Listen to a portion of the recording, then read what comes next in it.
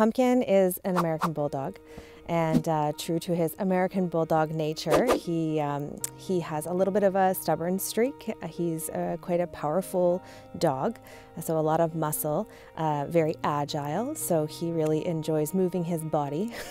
And you can also see the wheels turning, so one of the things these dogs are sort of notorious for is processing time. So it takes a little bit of time for the information to get into his brain and for him to sort of work around those things. That's not to say that he's not capable of learning, because he's incredibly capable of learning.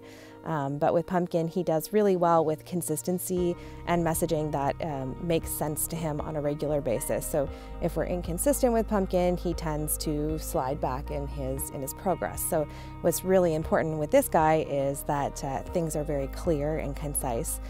Specifically surrounding resources. So again, it's sort of a bulldog trait that they like to have control over resources in their environment. And resources can be anything from a water dish to a bowl of food, a bone, a toy.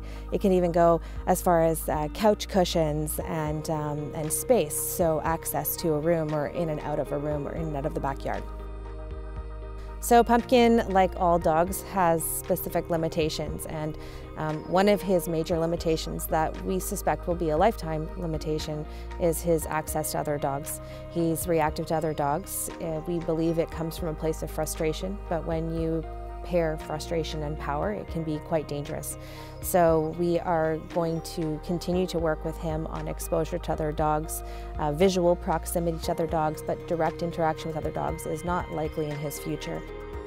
So these are things that definitely need to be considered with a dog like Punkin.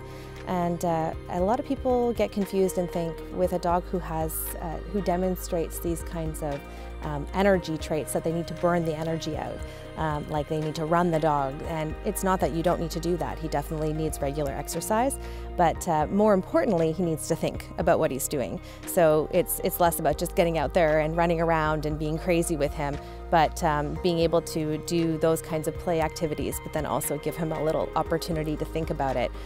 Something super simple like playing a game of ball with him. Just when he's bringing the ball back, you can trade for another ball, making sure you're not trying to challenge him for objects, and giving him an opportunity to sort of think about, what if I put my butt on the ground, what happens?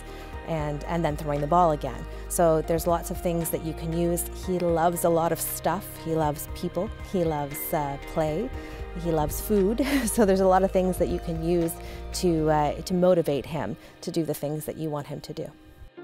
He's really fun to be around. He's a fun dog.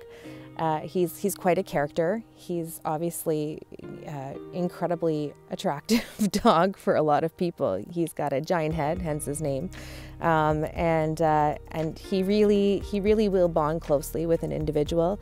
He gives as much as he takes, so that's kind of a nice balance, because you don't always get that, but he does want to give as much as he takes. He's very affectionate and he's fun, so as long as the individual that adopts a Punkin isn't trying to push him too far too quickly, I think that he would be an amazing companion.